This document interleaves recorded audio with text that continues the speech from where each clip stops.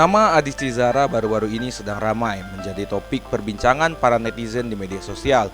Wanita pemeran utama Dua Garis Biru ini viral pasca setelah beredarnya video tidak senonoh seorang cewek yang diduga mirip dengan Adisti Zara bersama kekasihnya Zaki Pohan. Diduga video tersebut berasal dari instastory milik Zara DHSTI, lalu kemudian dibagikan ulang oleh sebuah akun Twitter dan langsung menuai berbagai macam cuitan dan komentar dari para netizen.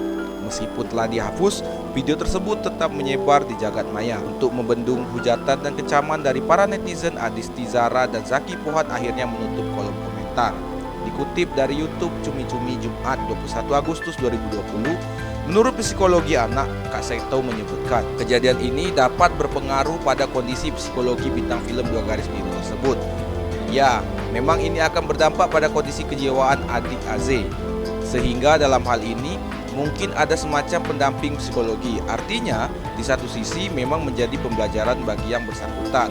Kak Seto, tentunya orang di sekelilingnya harus aktif menjaga kondisi mental Adisti Zara. Dikutip dari liputan6.com, sebelumnya ibu Adisti Zara, Sophia Yuliar, sempat mengungkap bahwa ia tengah fokus memulihkan kondisi psikis putri tercintanya tersebut. Sementara kakak Adisti Zara, Hasya Kaila, beranggapan bahwa adiknya bersalah. Namun begitu tak berarti juga adiknya pantas menerima bulian dari warganet. Terkait hal itu, setelah beberapa waktu terlihat menghilang dari media sosial, usai video tersebut, Adisti Zara akhirnya buka suara.